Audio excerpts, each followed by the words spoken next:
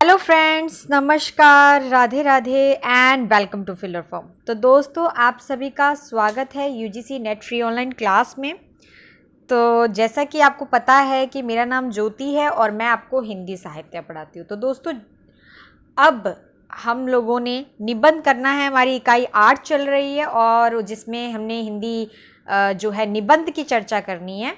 ठीक है, यहाँ पे नाटक लिखा है, निबंध की चर्चा करनी है और 1 घंटे के अंदर मैंने आपको सारे के सारे निबंध करवाने। तो दोस्तों, ये पेपर के नज़रिए से अगर देखें तो बहुत ज़्यादा इम्पॉर्टेंट है। आप लोगों ने पहले भी निबंध पढ़े होंगे और आप इससे बहुत अच्छी तरीके से रिवीजन कर सकते हैं। तो आप एग्ज़ाम के पॉइंट ऑफ व्यू से देखें तो ये काफ़ी बेनिफिट होने वाला है आपका यहाँ पर। ठीक है, तो आपको यहाँ पर निबंध जो है वो 1 घंटे के अंदर मैं आपको सारा करवा दूंगी। तो बहुत कुछ है। आई होप आप सभी के सभी, हम यूजीसी की तैयारी कर रहे हैं तो उसमें आप पेपर फर्स्ट की बहुत अच्छे से प्रिपरेशन कर रहे होंगे। जैसा कि मैंने आपको बताया कि मॉर्निंग में क्लास होती है तो आप लोग उसे अटेंड करते होंगे। और second paper specific subject base होता है, जो कि मैं पढ़ाती हूँ हिंदी साहित्य। तो हिंदी साहित्य के स्टूडेंट्स के लिए। ठीक है दोस्तों, और रोज़ रेगुलर मेरी क्लास कितने बजे होती है? 12 बजे मेरी लाइव क्लास होती है। तो 12 बजे आप अटेंड कर सकते हैं। अभी कुछ दिनों से आपको पता है कि नहीं हो पा रही है, बट फिर भी मेरे दिमाग में यही चीज़ है कि मुझे आप लोगों का जो नेट है वो क्वालिफाइड करवाना है। सो हम लोग नहीं रुकेंगे। किसी भी प्रॉब्लम को हम, कोई भी प्रॉब्लम आए हम उसे फेस करेंगे और आगे बढ़ेंगे। ठीक है, तो रुकना नहीं है दोस्तों, बिल्कुल आगे बढ़ना है और हमेशा जो है अच्छी तरीके से तैयारी करनी है। तो चलिए अब आगे चलते हैं हम लोग और जानते हैं। तो सबसे पहले तो हम ये बता दूं मैं आप लोगों को कि स्क्रीन में दिख रहा है, व्हाट्सएप ग्रुप है, टेलीग्राम ग्रुप है और इंस्टा अकाउंट है। तो आप इसे ज्वाइन कर सकते हैं दोस्तों। इसे ज्वाइन करने के काफ़ी बेनिफिट हैं आपके पास, क्योंकि इसे ज्वाइन करने से ऐसा होगा कि जो भी इंफॉर्मेशन है, अपकमिंग इंफॉर्मेशन है, वो सारी की सारी आपको यहाँ पर मिल जाएगी। ठीक है, तो इसीलिए इसे ज्वाइन करने के लिए कहा गया, ताकि आपको इधर उधर घूमना ना पड़े। और आपको ये भी पता चल गया होगा कि 20 तारीख लास्ट थी फॉर्म भरने की, तो वो आप लोगों ने भर दिए होंगे। ठीक है, तो अब 15 जून तक के चांसेस है कि एग्ज़ाम जो है वो हो सकता है, या 15 जून के बाद जो है होगा। तो इसीलिए आप लोग अब बिल्कुल सीरियस हो जाइए। अगर पढ़ाई नहीं शुरू की है तो अभी भी टाइम है। आपको एक एक यूनिट अच्छी तरीके से पूरी करवा दी जाएगी, इंपॉर्टेंट चीज़ें बता दी जाएगी। इसीलिए आप अब स्टडी को शुरू कर दीजिए। ठीक है, तो टाइम हमारे पास बहुत है, कम है दोस्तों। और अब हमने डट के जो है इसका पूरा का पूरा तैयारी करना है और आई होप हम लोग अच्छी तरीके से करें, और ताकि आप लोगों का नेट जो है वो क्वालिफाइड करवा दूँ। तो आप लोग एप्लीकेशन को भी इंस्टॉल कर सकते हैं। तो फिलर फॉर्म लिखिए प्ले स्टोर पर जाकर, तो वहाँ पर आपको ये एप्लीकेशन दिखेगी। यहाँ पर आपको क्या मिल रहा है दोस्तों? फ्री नोट्स मिले जा रहे हैं, फर्स्ट पेपर के भी और सेकंड पेपर के भी। लाइव क्लासेस जो हमारी चलती ही है। 5000 MCQs and previous year question paper मिलते हैं। आपको पता है कि इसके बाद हमारी एमसीक्यूज की सीरीज चलेगी। यस, तो एमसीक्यूज की सीरीज हम लोग करेंगे दोस्तों, और उसे भी हमने अच्छी तरीके से करना है। तो वो पूरी सीरीज आपके लिए काफ़ी ज़्यादा इम्पॉर्टेंट है। उससे आपका जो लेवल है वो काफ़ी हाई हो जाएगा। अगर आप 0 लेवल पे हो तो 1 में आ जाओगे, 1 से 2 में, 2 से 3 में, 3 से 4 में, और इस तरीके से आप लेवल, अच्छे लेवल पे आ जाओगे। ठीक है, और हमें 10 लेवल तक पहुंचना है दोस्तों। और उस 10 लेवल तक जब हम पहुंचेंगे तब जाके हमारा नेट जो है वो क्वालिफाइड होगा, और 10 से ऊपर जाएंगे तब जाके हमारा जेआरएफ क्वालिफाइड होगा। तो दोस्तों, अगर आपने सोचा है कि आपका एम है अभी इस टाइम पर यूजीसी नेट जेआरएफ क्रैक करने का, सो आप कर सकते हैं डेफिनेटली। ठीक है, तो अगर आप दिल से चाह लो तो वो चीज़ आपकी हो सकती है। तो जैसा कि आपको पता है कि निबंध की चर्चा कर रहे हैं, तो आज मैंने आपको सारे निबंध की बारे में बता देना है। ठीक है, तो हमारी निबंध की क्लास हो जाएगी और ऑलमोस्ट हमारा सिलेबस भी कंप्लीट हो गया दोस्तों। तो अब ये हमारी निबंध की क्लास है और इसके बाद हमारी जो है 10th यूनिट जो है वो मैं करवाऊंगी। ठीक है, तो उसको हम चर्चा करेंगे उसकी भी, और ऑलमोस्ट हमारी सारी यूनिट्स जो है वो कवर अप हो गई है। तो अब आपने अगर कुछ नहीं पढ़ा है, कुछ डाउट है, कुछ क्वेरी है, तो आप लोग अच्छी तरीके से अब पढ़ना शुरू कर दीजिए और मुझसे पूछ भी सकते हैं। तो मेरा फेसबुक अकाउंट है राधे ज्योति करके, फिलर फॉर्म की पिक लगी हुई है, तो आप जल्दी से जो है वहाँ पर कमेंट्स कर सकते हैं, जल्दी से आप वहाँ पर मुझे मैसेज कर सकते हैं ताकि मुझे पता चले कि यस आपको ये प्रॉब्लम आ रही है। ठीक है दोस्तों, तो मैं आपके साथ हूँ हमेशा और आपको बस डट के तैयारी करनी है। ठीक है, और आप सभी कर सकते हैं, मुझे विश्वास है कि आप सभी कर सकते हैं और इस बार सबका जो है नेट क्वालिफाइड होना चाहिए। तो चलिए सिलेबस की ओर देखते हैं। तो सिलेबस में देखिए हिंदी निबंध कर रहे हैं। हिंदी निबंध में हम लोगों ने ये सारे निबंध पढ़ने, कौन कौन से हैं ध्यान से देखेंगे। भारतेंदु जी का जो है यहाँ पे दिल्ली दरबार दर्पण है हमारे पास। उसके बाद यहाँ पर भारतवर्ष जो उन्नति कैसे हो सकती है इसके बारे में हमने जानना है। फिर हमारे पास प्रताप नारायण मिश्र की जो है दूसरी है शिव मूर्ति, इसकी चर्चा करेंगे। फिर है बाल कृष्ण भट्ट जी की है शिव शंभू के चिट्ठे। उसके बाद रामचंद्र शुक्ल जी की है, आचार्य रामचंद्र शुक्ल की कविता क्या है, उन्होंने कविता के बारे में जिक्र किया है, कविता क्या है उसकी चर्चा करेंगे। आगे है हमारे पास हजारी प्रसाद द्विवेदी जी की कि नाखून क्यों बढ़ते हैं, नाखून बढ़ते क्यों हैं और इसके बारे में जो है बताया है। तो किस तरीके से कि हिंसा से किस तरीके से इसको जोड़ा गया है, इसका संबंध स्थापित किया है और फिर बताने की कोशिश की, बताने का प्रयास किया, एक प्रतीक के रूप में यहाँ पर नाखून को लिया गया है।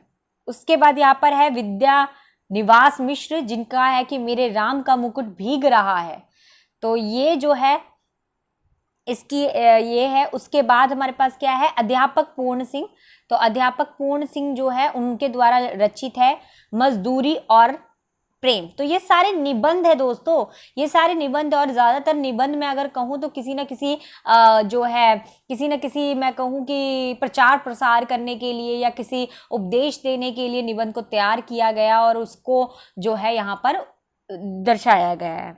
उसके बाद कुबेरनाथ राय ने जो है यहाँ पर देखा उत्तरा फागुनी के आसपास विवेकी राय का द्वारा जो है निबंध लिखा गया कि उठ जाग मुसाफिर। ठीक है, उसके बाद आ जाते हैं नामवीर सिंह जिनके द्वारा रचित है संस्कृति और सौंदर्य।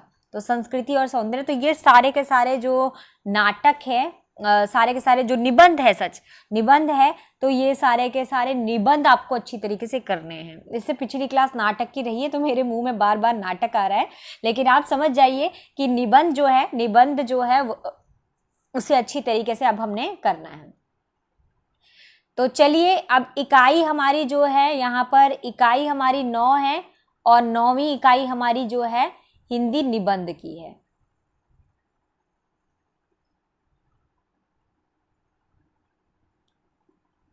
ठीक है, तो समस्त निबंधों से संबंधित महत्वपूर्ण जानकारी अब हम यहाँ पर जो है चर्चा करने वाले हैं। तो शुरू करें क्लास को। चलिए पहले तो कुछ बातें जान लीजिए आप लोग सभी के सभी कि यहाँ पर आप लोगों ने अच्छी तरीके से क्या क्या चीज़ें देखिए। सबसे पहली चीज़ है कि आप लोगों को अपना अगर टाइम मैनेजमेंट नहीं हुआ है, टाइम मैनेजमेंट का टाइम है, अभी से शुरू करोगे तब जाके टाइम मैनेजमेंट हो पाएगा दोस्तों। सो टाइम मैनेजमेंट करना सीख लीजिए जल्दी से। और वो किससे होगा टाइम मैनेजमेंट स्टूडेंट्स, किससे होगा टाइम मैनेजमेंट बताइए। यस बताइए किससे होगा टाइम मैनेजमेंट। टाइम मैनेजमेंट होगा आपकी प्रैक्टिस से। ठीक है, जब आप टाइम के अकॉर्डिंग प्रैक्टिस करेंगे, ठीक है, जैसे मान लो आपने कोई प्रीवियस ईयर क्वेश्चन पेपर निकाल दिया, आपने पूरा रिवीजन कर दिया है, प्रीवियस ईयर क्वेश्चन पेपर की प्रैक्टिस कर रहे हो और आपने टाइम भी सेट कर दिया। अब तो सबके पास एंड्रॉयड फ़ोन है, अब तो सबके पास एंड्रॉयड फ़ोन है और सभी के सभी अपने फ़ोन का यूज़ कर सकते हैं। ठीक है, एंड्रॉयड नहीं भी होगा तो भी वो यूज़ कर सकते हैं। ठीक है, तो टाइमर लगाइए, उसमें टाइमर सेट कीजिए कि यस इतनी देर में मुझे इस एग्ज़ाम को क्रैक करना है।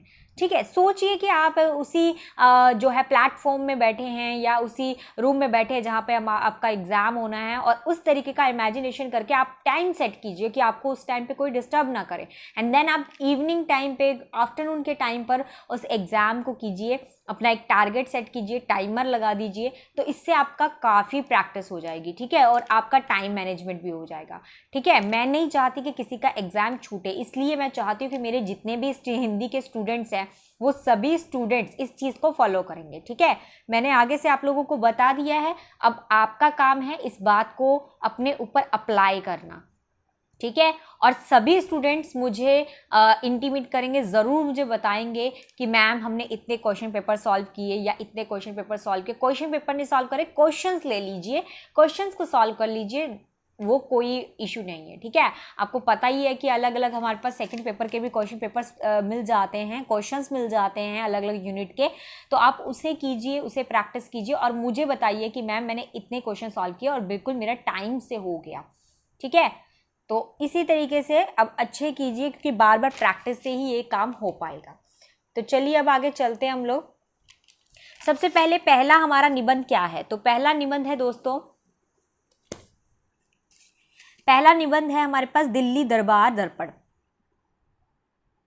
दिल्ली दरबार दर्पण जिसके रचनाकार कौन है, भारतेंदु हरीशचंद्र इसके रचनाकार हैं।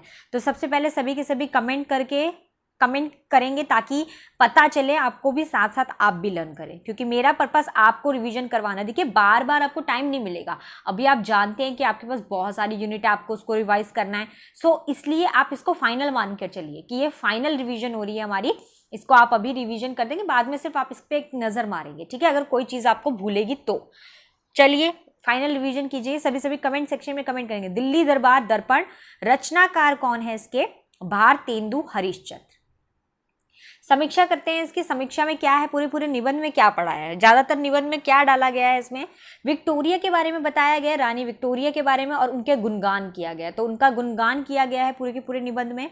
और क्या किया है, इसमें हर जाति और धर्म के लोगों को समान रक्षा जो है होती है, समान रक्षा मिलती है, उसकी बात की गई है कि कोई भी किसी भी जाति का होगा, किसी भी धर्म का होगा, लेकिन उसको क्या दिया जाएगा, सम्मान, उसको रक्षा दी जाएगी, सम्मान उसको दिया जाएगा, ठीक है, और सम्मान भाव से उसको देखा जाएगा, तो ये बात कही। फिर क्या है यहाँ पे, व्यक्ति बिना डर के जो है किसी भी धर्म या नीति को जो है बदल सकता है, मतलब उसके धर्म के अपने किसी का डर नहीं होना चाहिए उसके अंदर, और वो किसी भी धर्म और रीतियों को बदल सकता है। अब देखिए ये भारतेंदु हरीशचंद्र जी ने लिखा तो है, लेकिन अगर हम इसकी विचार करें इसके ऊपर, तो ये उस टाइम का काफ़ी पहले का टाइम पीरियड का टाइम है, लेकिन उस समय पर इतनी आज़ादी नहीं होती थी, उस वक्त में इतना नहीं था कि हम बिना डर के रहे, है ना, उस समय शासन किस तरीके का शासन चल रहा था, ठीक है। तो यहाँ पर भारतेंदु जी ने बिल्कुल ही दूसरे तरीके से यहाँ पे दर्शाने की कोशिश की। तो भारतेंदु का जो विचार था, ऐसी स्थिति नहीं थी। इसके कहने का आशय क्या है, इसके कहने का यही मतलब है कि यहाँ पर जिस तरीके का भारतेंदु जी ने यहाँ पर दर्शाया है कि किसी से डरने की आवश्यकता नहीं है, धर्म और नीतियों को बदल सकता है, और जाति धर्म को सबको सम्मान दर्जा दिया गया है, तो ऐसी चीज़ें उस समय में नहीं थी, लेकिन यहाँ पर दर्शाया गया, इस निबंध में दर्शाया गया दिल्ली दरबार दर्पण, ठीक है, जिसमें दिल्ली दरबार के बारे में सारी की सारी चीजें बताई गई। और क्या है इसमें, सैनिकों हो गए, सामंतों हो गए, अधिकारियों की विशेषताओं का वर्णन जो है इसमें कर रखा है। लेकिन आपको अगर ध्यान से देखिए तो उस समय पे ऐसा कुछ भी नहीं होता था, सामंतों सैनिकों इनकी तो चर्चा भी नहीं होती थी, ठीक है, तो कैसे इनके बारे में, इनकी विशेषताओं का गुणगान किया गया होगा, ठीक है, तो बहुत मुश्किल है। लेकिन यहाँ पर भारतेंदु हरीशचंद्र ने इस निबंध में ये दर्शाने का प्रयास किया है, लेकिन स्थिति एक्चुअल में ऐसी नहीं थी, इतना आप लोगों को याद रखना है। आई होप ये निबंध के बारे में आपको पता चल गया होगा। दिल्ली दरबार दर्पण जिसके रचनाकार कौन रहे हैं, भारतेंदु हरीशचंद्र। चलिए आगे चलते हैं। अब दूसरे आ जाते हैं हमारे पास, भारतवर्ष उन्नति कैसे हो सकती है, तो कैसे उन्नति हो सकती है उसकी चर्चा है। इसके जो रचनाकार है, इसके रचनाकार भी कौन है, भारतेंदु हरीशचंद्र। तो एक तो दिल्ली दरबार दर्पण जो है इन्होंने लिखा, और एक ये भारतवर्ष उन्नति कैसे हो सकती है इसके बारे में इन्होंने लिखा। अब इसकी समीक्षा जानते हैं कि इसकी समीक्षा में क्या बताया गया है। समीक्षा की बात करते हैं तो समीक्षा में सबसे पहले क्या है यहाँ पर, ये हरिश्चंद्र जो हरिश्चंद्र हैं उन्होंने एक जो बलिया जगह की दादरी जो मेला था ना, वहाँ पर उन्होंने भाषण देने के लिए इस निबंध को लिखा था। ठीक है, तो उसी की चर्चा यहाँ पर लिखी हुई है कि भाषण देने के लिए इस निबंध को लिखा गया था। ठीक है, और साथ में क्या है यहाँ पर, इस पे क्या बताया गया है, जितनी भी कुरीतियां हैं, अंधविश्वास है, उनको त्याग कर एक अच्छी इच्छा प्राप्त करने और उद्योग धंधों के विकसित करने पर बल दिया गया। तो यहाँ पर जितनी भी कुरीतियां हैं, ठीक है, और साथ में जितने भी अंधविश्वास है, उनको त्यागने की बात की गई कि उनको त्याग दीजिए। ठीक है, और साथ ही साथ क्या कहा गया कि उद्योग धंधों का जो है विकास करना चाहिए, उनको विकसित करना चाहिए, उसकी यहाँ पर बात की गई है। उसके बाद यहाँ पर तीसरा पॉइंट क्या है, आत्मविश्वास जगाने का प्रयास किया गया है। ठीक है, आत्मविश्वास की यहाँ पर बात की गई है कि लोगों के अंदर आत्मविश्वास नहीं है।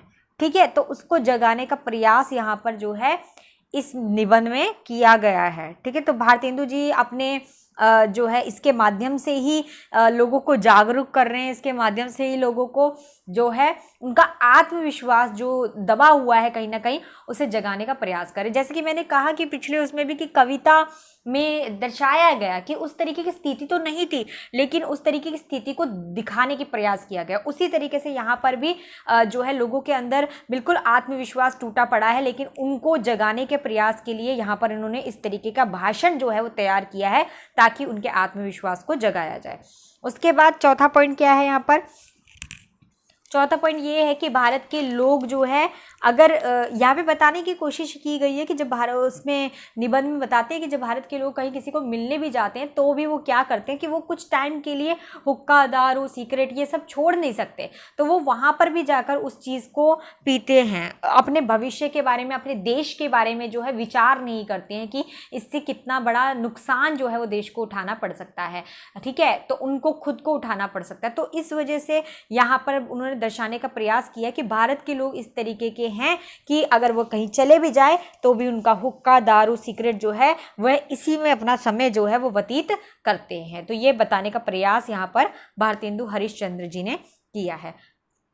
आई होप आप सभी को ये दो जो है अच्छी तरीके से निबंध समझ में आ गया होगा कि इनमें किन किन बातों की चर्चा की गई है।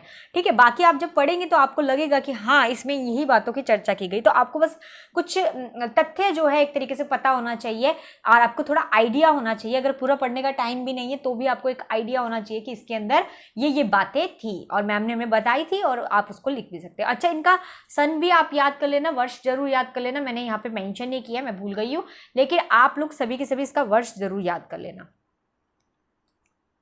उसके बाद अगला आ जाता है हमारे पास तीसरा, जो क्या है, शिव मूर्ति। ठीक है, तो तीसरा क्या है, शिव मूर्ति, जिसके रचनाकार कौन है, जिसके रचनाकार है प्रताप नारायण मिश्र। प्रताप नारायण मिश्र। तो सभी कमेंट सेक्शन में कमेंट करेंगे।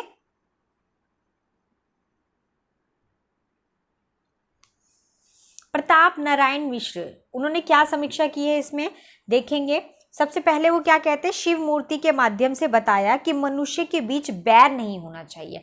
यहाँ पे शिव को क्यों लिया है, शिव को देखो दर्शाने, शिव के उसको लेने का मतलब क्या है कि आप किसी एक चीज में पक्के हो रखे हो। ठीक है, और आप किसी एक चीज में हो, मतलब मान लो यहाँ पर दो चीजें दर्शाई गई थी कि जो शैव है वो वह लोग सारे के सारे जो है शैशव लोग जो है वो सारे के सारे शिव की आराधना करते हैं, और जो वैष्णव लोग हैं वो क्या करते हैं, विष्णु भगवान की पूजा करते हैं, उनकी आराधना करते हैं। तो यहाँ पे बोला गया कि आप अलग अलग आराधना, आप अपने अपने इष्ट अलग अलग हैं, लेकिन आप सबको जो है मिलकर रहना चाहिए, मिलकर जो है करना चाहिए। तो अंधविश्वासों का यहाँ पर एक तरीके से अंधविश्वासों को नकारा गया और बोला कि सबको मिलकर जो है रहना चाहिए, हमें अपने देश के लिए कार्य करने चाहिए। तो एक तरीके का, तो यहाँ पे शिव मूर्ति के माध्यम से बताया गया कि मनुष्य के बीच में किसी प्रकार का कोई बैर नहीं होना चाहिए, एक दूसरे को लेकर एक ईर्ष्या की जो भावना जो होती है वो नहीं होनी चाहिए, ये सब बताने का प्रयास किया।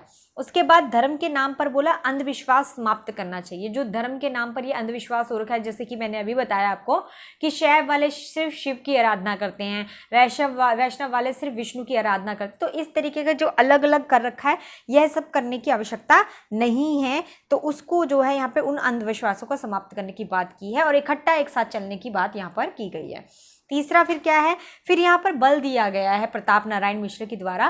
वे कहते हैं कि जो शिक्षित वर्ग है, मतलब जिन्होंने शिक्षा हासिल की है, वही ये इस कार्य को कर सकते हैं। वो चाहे तो इसे आगे बढ़ाने का कार्य कर सकते हैं, क्योंकि देश को आगे बढ़ाना है। और अगर यह इसी में सिमट में रह गया कि शैशव लोग शिव की आराधना करेंगे, विष्णु लोग वैष्णव की आराधना करेंगे, या बाकी कोई भी है समुदाय है तो वह अपने उसकी आराधना करेंगे, तो अगर इसी में बटकर रह गया तो वो कभी भी देश तरक्की नहीं कर पाएगा। तो इसीलिए वो चाहते हैं कि ये सब चीज़ों में सिमट के ना रहकर एक शिक्षित वर्ग इन चीज़ों को और ज़्यादा आगे बढ़ाए। और आस्था का जो है इनको जो पाठ है, आस्था का जो है पाठ पढ़ाए कि किस तरीके की आस्था जो है इनके भीतर होनी चाहिए। तो इन चीज़ों का वर्णन इस निबंध में जो है किया गया है, जिसका नाम है शिवमूर्ति, और इसके रचनाकार कौन है, प्रताप नारायण मिश्रा। उसके बाद अगला आ जाता है चौथा क्या है, शिव शंभू के चिट्ठे। क्या है, शिव शंभू के चिट्ठे। इसके रचनाकार कौन है, इसके रचनाकार है बाल मुकुंद गुप्त। बाल मुकुंद गुप्त इसमें अब क्या बताते हैं बाल मुकुंद गुप्त, तो इस निबंध में चर्चा करते हुए वो बताते हैं कि विदेशी शासन में अंग्रेजों के द्वारा भारत विरोधी कार्य जो है वो किए जा रहे थे। तो विदेशी शासन था, विदेशी शासन हो रहा था जिसमें अंग्रेज थे, अंग्रेजों का राज था, ठीक है। और अंग्रेजों के राज्यों में ही क्या हो रहा था, विरोधी कार्य किए गए थे। ऐसे विरोधी कार्य किए जा रहे थे जिनके बारे में जो है, जिनसे देश का जो है एक तरीके से विघटन हो रहा है, देश में जो है अराजकता जो है फैल रही है, ठीक है, देश में विद्रोह बढ़ रहा है। तो ये सारे कार्य जो है वो हो रहे थे, तो भारत के विरोध में जो है कार्य किए जा रहे थे। तो यहाँ पे दूसरा पॉइंट क्या है कि लॉर्ड कर्जन का जो शासन है, कार्य, उनका वर्णन यहाँ पर जो है किया गया कि लॉर्ड कर्जन कैसे आए और उन्होंने किस किस तरीके का क्या क्या कार्य किए उन्होंने, उन सब चीज़ों का इस पूरे के पूरे निबंध में वर्णन कर रखा है बाल मुकुंद गुप्त ने शिव शंभू के चिट्ठों में, ठीक है। साथ ही साथ क्या है, उनकी कमजोरियां भी बताई, ठीक है, कहाँ कहाँ उनकी कमजोरियां थी, उनके जितने भी कमजोरियां थी उनको पकड़कर यहाँ पर उन्होंने शिव शंभू के चिट्ठे में डाला, इस निबंध में डाला है, और बताने का प्रयास किया है कि किस तरीके के वो कार्य करते थे, किस तरीके में अच्छे थे, किस में वो बुरे थे।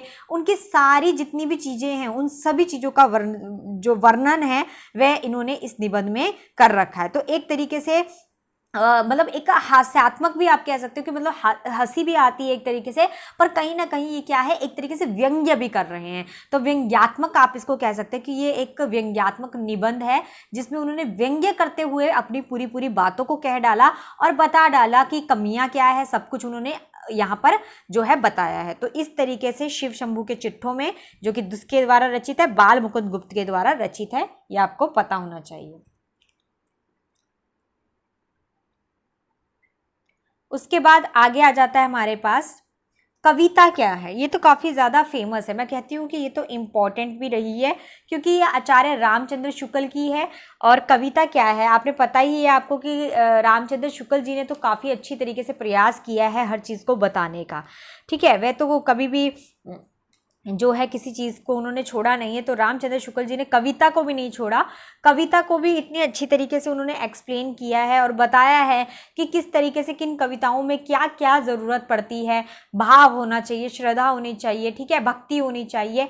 लेकिन कभी कभी क्या करते हैं कि काफ़ी सारे कविकार क्या करते हैं कि अलंकारों का प्रयोग डाल देते, छंदों डाल देते बिना मतलब का, मतलब जहाँ पर ज़रूरत नहीं भी है वहाँ पर भी डाल देते हैं। तो यहाँ पर जो रामचंद्र शुक्ल है उन्होंने इस निबंध में यही बताने का प्रयास किया कि बिना मतलब का कविता में कुछ भी डाल देना वो भी सही नहीं होता। कविता में जिन चीज़ों की आवश्यकता है सिर्फ उनका ही जिक्र अगर किया जाए तभी कविता जो है वो अच्छी नज़र आती है। तो यहाँ पर एक तरीके से आलोचनात्मक निबंध है ये, क्योंकि यहाँ पर वो आलोचना कर रहे हैं, जो रामचंद्र शुक्ल है वो निबंध के माध्यम से आलोचना करके बता रहे हैं कि किस तरीके की कविता होनी चाहिए और किस तरीके की कमियां जो है कविता में देखने को मिल जाती है। तो एक तरीके से कवियों की आलोचना करते हुए भी नजर आते हैं यहाँ पर कि किस तरीके की जो कविता है वह निबंध जो है वो होना चाहिए। और साथ में कविता जो है वो क्या है यहाँ पर बताते हैं, कविता क्या है कि किस तरीके से उसमें अलंकारों की आवश्यकता ना होने पर भी अलंकारों को घुसा दिया जाता है जिससे उसकी जो सुंदरता है वो खराब हो जाती है, या छंदों को या किसी चीज़ को घुसा दिया जाता है, ठीक है, जिससे उसकी जो सुंदरता है वो बिगड़ जाती है। तो ज़्यादा भी किसी चीज़ का नहीं होना चाहिए, एक अलंकार हो तो ठीक है, दो हो तो ठीक है, लेकिन ये नहीं कि आपने पूरा अलंकार ही भर दिया सुंदर के चक्कर में। तो वो क्या होता है कि बात बात का भाव जो है वो मर जाता है ना। हम कहते हैं ना कि बात की चूड़ी मर जाना, तो बात की चूड़ी जो है वो मर जाती है क्योंकि बात ही खत्म हो जाती है, समझ ही नहीं आती है, अलंकारों के मध्य घूमने लग जाती है बात, तो समझ में नहीं आता कि उसका अर्थ क्या है। तो क्या क्या जरूरी होना चाहिए, तो वो बताते कि कविता जो है वो भाव से भरी होनी चाहिए, मतलब कविता में भाव होना चाहिए, साथ ही साथ भक्ति भी होनी चाहिए, क्योंकि कविता में अगर इस तरीके से आपने लिख दिया और आपको उसके बारे में कुछ पता ही नहीं है, उसके अंदर आपके लिए भक्ति ही नहीं है, तो कोई फ़ायदा नहीं। श्रद्धा होनी चाहिए, साथ में दया होनी चाहिए, दया के साथ साथ करुणा भी होनी चाहिए।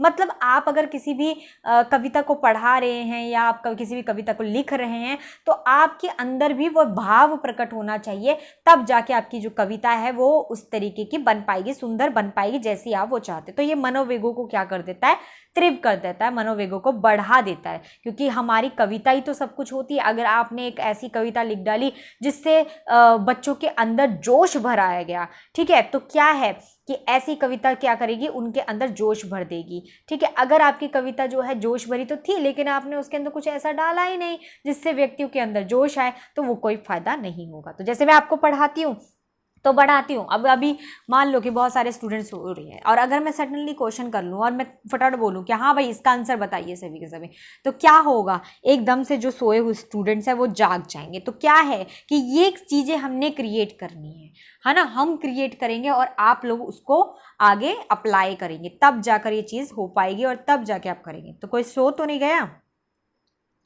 हाँ, ऐसे तो सभी लेट ही उठ रहे होंगे, पर नहीं यार, मेरे हिंदी के स्टूडेंट तो जल्दी उठ जाते हैं, अच्छी तरीके से स्टडी करते हैं, है ना। तो चलिए आगे अगला पॉइंट क्या है देख लेते हैं। अगला पॉइंट क्या है, यहाँ पे फोर्थ पॉइंट है कि कविता का लक्ष्य होना चाहिए, कि जो भी कविता लिख रहे हैं उसका लक्ष्य क्या होना चाहिए, इस निबंध में बताया है। साथ ही साथ उससे हमें प्रेरणा मिलनी चाहिए, और प्रेरणा कहाँ से मिलती है ये भी उन्होंने बताया है। तो ये सारी बातें रामचंद्र शुक्ल ने बताई है कि कविता कैसी लिखनी है, कविता कैसी होनी चाहिए, कहाँ से प्रेरणा लेनी चाहिए, लक्ष्य क्या होना चाहिए, ये सभी चर्चाएं उन्होंने की है।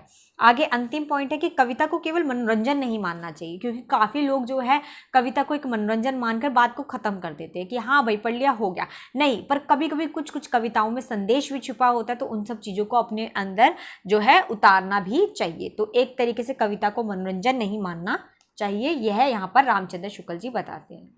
आई होप आपको समझ आ गया होगा कि कविता क्या है, किसके द्वारा रचित है, ये आचार्य रामचंद्र शुक्ल के द्वारा ये रचित है निबंध। अगला आ जाता है हमारे पास, नाखून क्यों बढ़ते हैं।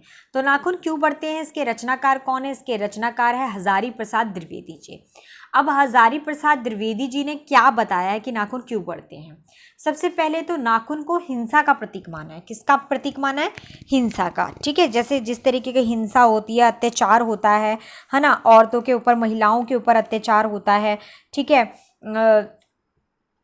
ठीक है, उन सब चीज़ों का वर्णन किया। तो यहाँ पर नाखून कैसे होते हैं, देखिए नाखून क्या है, बढ़ते चले जाते, कभी रुकते थोड़ी ना, बढ़ते चले जाते। लेकिन क्या करते हैं हम, जब नाखून ज़्यादा बढ़ जाते हैं तो नाखूनों को काट देते हैं।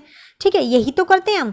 उसी तरीके से जब हिंसा जो होती है, हिंसा जब थोड़ी हो तो ठीक है, लेकिन धीरे धीरे जैसे जैसे हिंसा बढ़ने लग जाती है तो क्या कर देना चाहिए, उस हिंसा को काट देना चाहिए, मतलब उस हिंसा को जड़ से ख़त्म कर देना चाहिए। तो यहाँ पे नाखूनों को हिंसा का प्रतीक माना है, जिसे काटना जरूरी है, मतलब नाखून को काटना जरूरी है, मतलब हिंसा को खत्म करना आवश्यक है। अगर हिंसा को खत्म नहीं किया तो पूरा देश बर्बाद हो जाएगा। क्यों? क्योंकि हिंसा ही हिंसा हो जाएगी। अब देखिए, जैसे कि अगर मैं आप लोगों को हमेशा पढ़ाती हूँ तो बताती हूँ कि मान लो हमें स्वतंत्रता का अधिकार भी दिया है, तो स्वतंत्रता के अधिकार के साथ साथ हमें क्या दिया है, हमें उसमें कुछ रोक भी लगाए, कुछ प्रतिबंध भी लगा रखे हैं कि आप ऐसा नहीं कर सकते, आप किसी का खून नहीं कर सकते। स्वतंत्रता तो है ना, हम तो कुछ भी कर सकते हैं क्योंकि हम स्वतंत्र हैं, लेकिन क्या है, उसमें कुछ रोक लगा रखे कि आप किसी का खून नहीं कर सकते, आप चोरी चकारी नहीं कर सकते, क्योंकि अगर आपने ऐसा किया तो कानून के तहत आपको सजा दी जाएगी। तो इस तरीके से आपके लिए क्या लगा दी, रोक भी लगा दी, कुछ लिमिटेशंस भी आपके सामने रख दी। उसी तरीके से यहाँ पे हिंसा जो है, हिंसा की बात की जा रही है कि अगर हिंसा ज़्यादा बढ़ जाए तो हिंसा को भी जड़ से ख़त्म करना आवश्यक हो जाता है। तो समाज जो है वो कैसा होना चाहिए, समाज को यहाँ पे सभ्य बनाने का प्रयास जो है वो हजारी प्रसाद द्विवेदी जी के द्वारा किया गया है। वे चाहते हैं कि एक ऐसा आदर्श समाज हो, एक ऐसा सभ्य समाज हो जिसमें हिंसा का कोई भी वो ना हो, हिंसा से चले और साथ साथ हिंसा ना हो, ठीक है। अपने विरोध के लिए अपने लिए जो है सब अपने लिए आवाज़ उठा सके, तो इस तरीके का देश जो है वो होना चाहिए, वैसा सभ्य समाज होना चाहिए। तो उन्होंने यहाँ पर हजारी प्रसाद द्विवेदी जी ये भी कहते हैं कि साधु संत जो होते हैं उन साधु संतों के उद्देश्य में या मैं उन साधु संतों के जो उद्देश्य नहीं उपदेशों आएगा यहाँ पे, ठीक है, ठीक है। तो साधु संतों के उपदेशों से इन बुराइयों को जो है मुक्त जो है वो करना चाहिए। तो ये बुराइयां कैसे मुक्त होगी, ये बुराई कैसे मुक्त होगी, ये सिर्फ और सिर्फ जो है साधु संतों के सानिध्य से ही ये जो है बुराई दूर हो सकती है, क्योंकि तभी हमारे भीतर जो है ऐसे भाव जो है वो नहीं आएंगे, हिंसात्मक जो चीज़ें हैं वे घटनाएं नहीं होगी। तो यहाँ पर जो है तीसरा पॉइंट क्या है कि नाखूनों को बढ़ाने से रोकना, हिंसा को रोकना है। तो नाखून को बढ़ाने से रोकना चाहिए, क्योंकि जब हम इसको नाखूनों को बढ़ने से रोकेंगे, साथ ही साथ जो है हिंसा जो कि देश में बढ़ रही है उस हिंसा को भी रोकेंगे, तब जाके जो है हमारे देश जो है वो स्वतंत्र हो पाएगा, हमारा देश आज़ाद हो पाएगा, और साथ ही साथ हमारे देश में जो है इस तरीके का डर भाव यह नहीं रहेगा, ठीक है। तो इन सबसे मुक्त हो जाएगा। तो हजारी प्रसाद द्विवेदी जी इस निबंध के माध्यम से यही दर्शाना चाहते हैं। आई होप इतना क्लियर हो गया सभी स्टूडेंट्स को।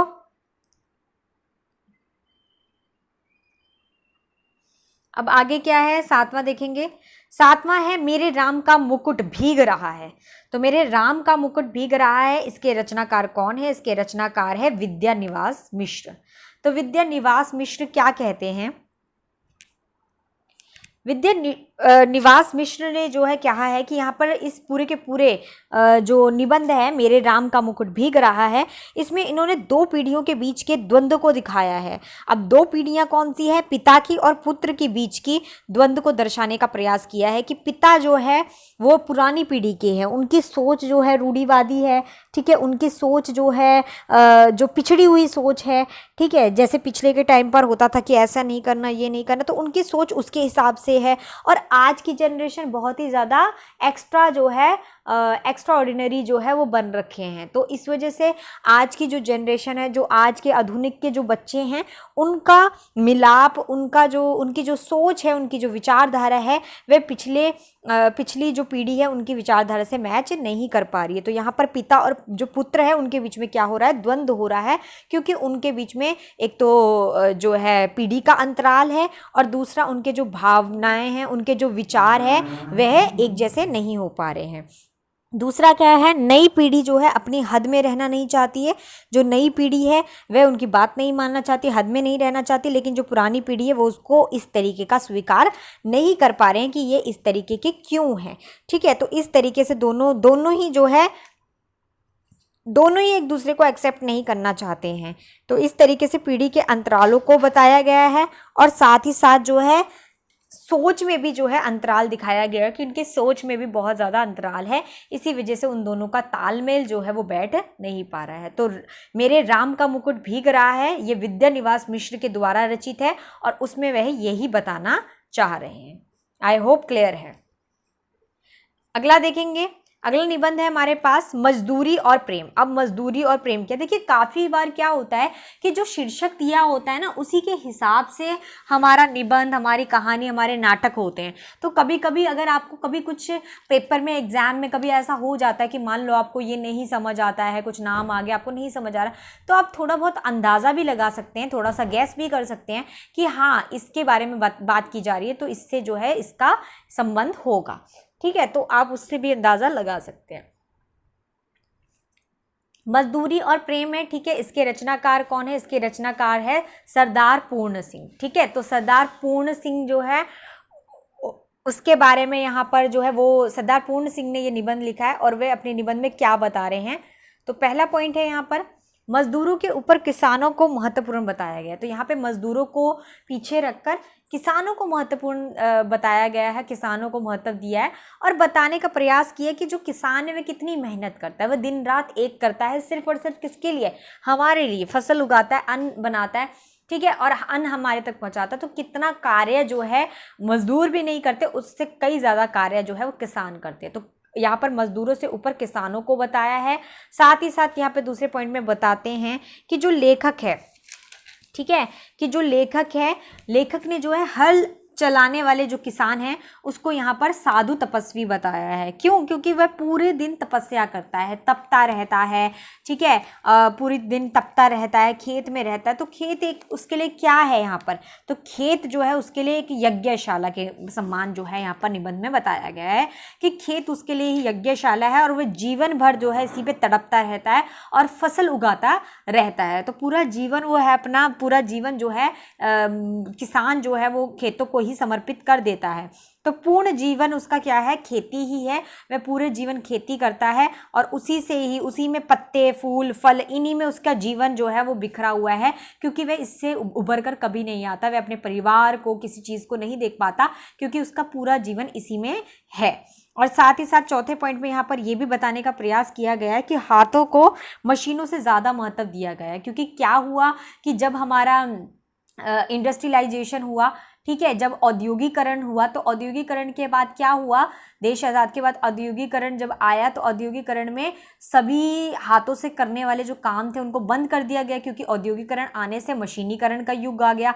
और मशीनीकरण के युग ने जो हाथ थे, हाथों से करने वाले जो काम थे, उन सबको बंद करके मशीनों से सारे काम होने लगे। लेकिन यहाँ पर जो है सरदार पूर्ण सिंह क्या चाहते हैं, सरदार पूर्ण सिंह चाहते हैं कि जो भी काम हाथों से किए जाते थे वे अच्छी तरीके से हाथों से किए जाते थे, क्योंकि मशीनों के द्वारा वे काम नहीं हो पाते हैं। और इसीलिए उन्होंने कहा कि हाथों को मशीनों से ज़्यादा जो है वो महत्वपूर्ण उन्होंने माना है।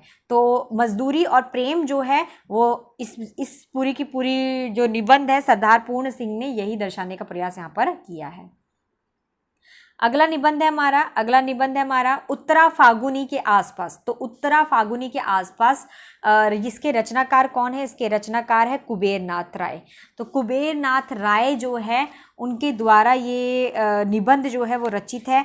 और इसमें वो क्या बताते, तो पहला पॉइंट है यहाँ पर, व्यक्ति जो है, व्यक्ति की अंतिम अवस्था जो है वो उत्तर फागुनी माना जाता है। तो एक तरीके से आप देखेंगे कि किस तरीके से व्यक्ति की जो अवस्था है वो बदलती रहती है। तो सबसे अंतिम अवस्था जो उसकी होती है वृद्धा अवस्था, वह अवस्था जो है उसको यहाँ पर उत्तरा फागुनी कहा गया। और फागुनी का क्या है, फागुनी से क्या समझते हैं कि ऋतु जब आती है तो ऋतु की सबसे अंतिम जो ऋतु होती है, ठीक है, वो अंतिम ऋतु क्या कहलाती है, फागुनी ही होती है। ठीक है, फागुन का महीना होता है वो, तो सबसे अंतिम ऋतु फागुन की ही होती है। तो इसीलिए इसका नाम फागुनी रखा गया। और उत्तरा फागुनी क्यों कहा गया, क्योंकि अंतिम इंसान की जो अंतिम जो वृद्धा अवस्था होती है उस अवस्था के आधार पर इसका नाम उत्तरा फागुनी रखा गया।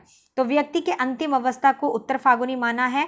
वर्षा ऋतु का जो अंतिम होता है, अंतिम ऋतु होती है, वह फागुनी ही होती है। जैसे कि यहाँ पे बताया गया कि 25 वर्ष तक व्यक्ति क्या करता है, 25 वर्ष तक व्यक्ति जो होता है वह प्रकृति की जो खूबसूरती है उसको देखता रहता है, उसको निहारता रहता है। और 25 से 30 वर्ष में क्या करता है, 25 से 30 वर्ष में वह काम हो गया, क्रोध हो गया, मोह हो गया, ठीक है, इन सब में क्या हो जाता है, लीन हो जाता है। और तब उसे इन सब चीज़ों का ध्यान नहीं रहता है।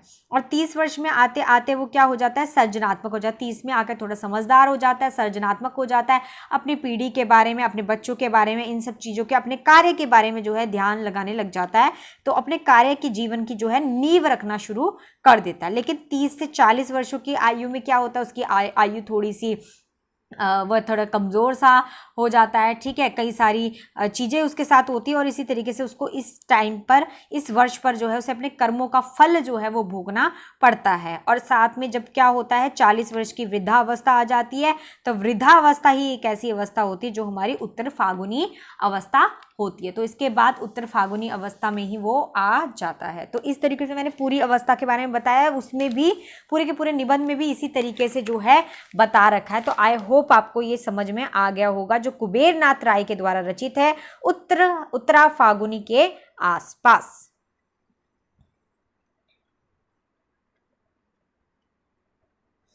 अगला निबंध कौन सा है, अगला 10वां निबंध है हमारा उठ जाग मुसाफिर। उठ जाग मुसाफिर, ये हमारे निबंध का नाम है। इसके रचनाकार कौन है, तो इसके रचनाकार है विवेकी राय। तो विवेकी राय इसके रचनाकार है और वे क्या बताते हैं अपने इस निबंध में। तो विवेकी राय अपने निबंध में बताते हैं, क्या बताया कि भारत माता हो गई, मातृभूमि होगी, यह हमारे लोक से भी जो है प्यारी है। मतलब हर चीज़ से, हर लोक, हमारे जो तीनों लोक है, हमारे लोक से भी जो है प्यारी है हमारी भारत माता और हमारी मातृभूमि। मतलब अगर हमें सबसे पहले किसी को जो है प्रमुखता देनी चाहिए तो वह और कोई नहीं, हमारी भारत माता और हमारी मातृभूमि ही है, क्योंकि यही हमारी क्या है, माता है। हमारे अपनी माता को भी यहाँ पर नहीं बताया गया, बल्कि इसी को ही अपनी माता बताया गया है। और साथ ही साथ क्या बताया गया है कि व्यक्ति के लिए जो भूमि होती है वही उसकी क्या होती है, माता होती है। तो व्यक्ति के लिए उसकी भूमि उसकी माता होती है। और पिता कौन होते हैं, प्रभु उसके परमात्मा पिता होते हैं। तो प्रभु ही उसके क्या होते हैं, परमात्मा भी होते हैं, साथ में पिता भी होते हैं। तो धरती माता उसकी भूमि होती है, उसकी माता होती है, और साथ ही साथ जो परमात्मा है वह उसके पिता होते हैं। यहाँ पर ये बताने का प्रयास किया। तो उठ जाग मुसाफिर, कि जब उठ जाएगा तब ही सवेरा है, कि जब उठ जाएगा तू तब तुझे पता चलेगा कि तेरी असली माता पिता कौन है। ठीक है, तो बार बार उसको जगाने का प्रयास करते हैं यहाँ पे। तो एक तरीके से परिवर्तन यहाँ पर जो है दिखता है कि उस समय में और आज के समय में जो है कितना ज़्यादा जो है परिवर्तन आ गया है देश में, कि अब वह इसको जो है महत्व नहीं देते हैं, धरती माता को महत्व नहीं देते हैं, भूल गए हैं कि उनकी माता जो है वो धरती माता है और उनके पिता जो है केवल परमात्मा है और कोई भी नहीं है। तो इस तरीके से यह चीज़ों का जो है बताने का प्रयास किया कि अब तो बहुत ही ज़्यादा बदलाव जो है वो देखने को मिल रहा है। तो उठ जा मुसाफिर, यह जो है रचनाकार विवेकी राय के द्वारा रचित है। आगे हमारा अंतिम जो है आ जाता है, अंतिम निबंध हमारा क्या है,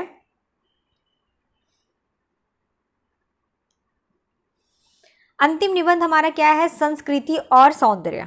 तो संस्कृति और सौंदर्य जो है हमारा निबंध है, और इसमें जो है क्या बताया गया है, संस्कृति और सौंदर्य, जिसके रचनाकार कौन है, नामवर सिंह। नामवर सिंह ने जो है क्या बताया गया है, द्विवेदी जी की सांस्कृतिक चिंतन को ही यहाँ पर उजागर किया है। तो सबसे पहले संस्कृति की बात करते हैं कि द्विवेदी जी ने, जो द्विवेदी जी हैं, उन्होंने क्या है संस्कृति जो है उसके बारे में उन्होंने बताया था। ठीक है, उसकी चर्चा की थी कि किस तरीके की संस्कृति होती, कैसी होती है और इसको कैसे बना के रखना चाहिए, उन सब चीज़ों की बातों में की थी। और काफ़ी सारी बातें उसमें हितकारी भी थी, अच्छी चीज़ें बताई थी, जो जिससे देश का जो है भविष्य अच्छा हो सकता था, फ़ायदा हो सकता था। तो द्विवेदी जी की जो संस्कृति चिंतन है उसको यहाँ पर पूरे के पूरे निबंध में उजागर किया है, संस्कृति और सौंदर्य में। साथ ही साथ क्या है, देश के लिए हितकारी बताया गया है। पर यहाँ पर जो है नामवर सिंह जो है बार बार बताते कि जो द्विवेदी जी का संस्कृति के प्रति जो उनका झुकाव था, या संस्कृति को प्रति उनके विचार थे, वे सारे के सारे जो है बहुत ही फायदेमंद है। लेकिन लोग इस बात को जो है समझते नहीं हैं, जो द्विवेदी जी की संस्कृति है उसको समझने का प्रयास नहीं करते हैं। और तीसरा क्या है कि जीवन का समग्र विकास जो है समग्र विकास का जो सौंदर्य है, ये तो पूरा का पूरा जो जीवन है वह पूरा का पूरा उसके विकास में ही निर्भर करता है। और साथ साथ यहाँ पे बंधनों का विरोध भी जो है किया गया है। क्यों विद्रोह क्यों कर रहे हैं यहाँ पे बंधनों का, मैंने क्या कहा, मैंने यही तो कहा कि यहाँ पे बंधनों का विद्रोह कर रहे हैं और बता रहे हैं कि किस तरीके की संस्कृति जो है वो हमारी होनी चाहिए। और वो बता रहे हैं कि द्विवेदी जी की जो संस्कृति का जो द्विवेदी जी ने व्याख्यान किया है, जो उसको उजागर किया है, उन्हीं चीज़ों का जो है यहाँ पर महत्व बताया गया है। तो पूरा का पूरा संस्कृति और सौंदर्य में संस्कृति की चर्चा की गई है, उसके सौंदर्य की चर्चा की है। साथ ही साथ द्विवेदी के जो ये संस्कृति चर्चा है इसको पूरा बढ़ा चढ़ाकर लिखा गया है। तो आई होप आपको अच्छी तरीके से ये निबंध सारे के सारे समझ आ गए होंगे। ठीक है दोस्तों, तो अब आप अच्छी तरीके से पढ़ते रहिए। अगर कोई भी प्रॉब्लम आती है तो आपकी टीचर आपके साथ ऑलवेज है। ठीक है, तो अब हम अगली यूनिट अपनी 10th यूनिट करेंगे, तो हमारा काफ़ी सारा सिलेबस जो है वो कंप्लीट हो जाएगा। आपको पता है कि अब नेक्स्ट जो हमारे मंथ है, नेक्स्ट मंथ में हमें सिर्फ और सिर्फ प्रैक्टिस करनी है। तो हम जितना ज़्यादा MCQs करेंगे उतना ज़्यादा बेस्ट होगा। तो बहुत अच्छा होने वाला है, ज़्यादा से ज़्यादा आप लोग भी देखिए, ज्वाइन कीजिए और फटाफट आप लोगों का जो सिलेबस है वो तो कंप्लीट हो ही गया है ऑलमोस्ट। अब हम रिवीजन जो है अच्छी तरीके से करेंगे, प्रैक्टिस ज़्यादा से ज़्यादा करेंगे। मैं चाहती हूँ कि प्रैक्टिस करके स्पीड आपकी डेवलप करके जो है आपको तब मैं प्रिपेयर करूँ ताकि आप लोग अच्छी तरीके से एग्जाम, और आई होप इसका काफ़ी ज़्यादा असर आपके ऊपर होगा और आप फिर बाद में मुझे इसका फीडबैक ज़रूर देंगे कि यस ज्योति मैम की वजह से ऐसा हुआ और हम लोगों ने इतना फ़ायदा हुआ है। ठीक है, तो आपके फीडबैक मेरे लिए दोस्तों काफ़ी ज़्यादा इंपॉर्टेंट रहते हैं और आई होप आप लोग इसी तरीके से फीडबैक करो। अगर मुझे नहीं करते, मेरे तक मैसेज नहीं पहुंच पाता, तो आप सर को भी मैसेज करके उनको भी जो है अच्छा फीडबैक जो है बता सकते हैं। ठीक है, कि आपके अंदर क्या इंप्रूवमेंट हुई, आप क्या देखते हैं। देखिए मैं इधर उधर की बातें नहीं करती, मैं सीधा बोलती हूँ कि अगर आपके अंदर इंप्रूवमेंट हुई है सो यू डेफिनेटली, आप डेफिनेटली जो है उसे एक्सप्रेस कीजिए, मुझे बताइए ताकि मुझे खुशी हो कि यस मेरी इस चीज़ का ये असर हुआ है और आप कितने मोटिवेट मुझसे हुए हो ये मुझे पता चलना चाहिए। ठीक है, तो आई होप अब आप अच्छी तरीके से तैयारी करेंगे और अब तो ज़ोरों शोरों से स्मार्ट स्टडी तो हो ही रही है दोस्तों, बट स्मार्ट स्टडी के साथ साथ अब और ज़्यादा जो है अपने अंदर जोश भर लीजिए, बिल्कुल फायर, एक आग जो है आपके अंदर होनी चाहिए कि यस आपने अब JRF करना है। So we want JRF and we want NET also. So please अब सबके सब अच्छी तरीके से करेंगे। तो जिन्होंने क्लास को लाइक नहीं किया है क्लास को लाइक कर दीजिए, और जिन्होंने चैनल को सब्सक्राइब नहीं किया, अभी तक नहीं किया है दोस्तों, अभी तो आई होप सबको कर देना चाहिए था, लेकिन जो नए आए हैं जिन्होंने अभी क्लास अटेंड की है और सब्सक्राइब नहीं किए वो चैनल को सब्सक्राइब भी कर ले और जितना ज़्यादा हो सके शेयर करें, बेल आइकन दबा दे ताकि अपकमिंग क्लासेस का आपको टाइम टू टाइम पता चलता रहे। ठीक है, और आप फेसबुक में भी फॉलो कर सकते हैं, तो राधे ज्योति नाम से फिलर फॉर्म की पिक लगी हुई है तो आप फॉलो कर सकते हैं। आईडी मेरी वहाँ पर है राधे ज्योति करके। सो स्पेलिंग उसकी है RADHEY, राधे JYOTI ज्योति। तो राधे ज्योति करके फिलर फॉर्म की पिक लगी होगी तो आपको पता चल जाएगा। तो कोई भी क्वेरी होगी तो आप मुझसे पूछ सकते हैं और अब अच्छी तरीके से डट के तैयारी कीजिए और मैं आपके साथ हूँ, तो बिल्कुल आपको डरने की भी कोई ज़रूरत नहीं है और अब सिर्फ आपको मेहनत करने की ज़रूरत है। तो कंपटीशन काफ़ी हाई है क्योंकि काफ़ी टाइम बाद, कोविड के बाद अब जो है एग्ज़ाम होने वाला है। सो आप देख लीजिए कि अब जो है कंपटीशन बहुत हाई होगा बिकॉज बहुत सारा प्रैक्टिस के लिए स्टूडेंट को टाइम मिला होगा। सो आपको भी बहुत ज़्यादा प्रैक्टिस करनी है, तो अपना 100% दीजिए दोस्तों, आपका नाम ज़रूर आएगा। ठीक है, चलिए bye, have a nice day, और मेरे घर गुलाब जामुन ज़रूर भेज देना, भूलना मत। चलिए ठीक है, bye, have a nice day, Radhe Radhe.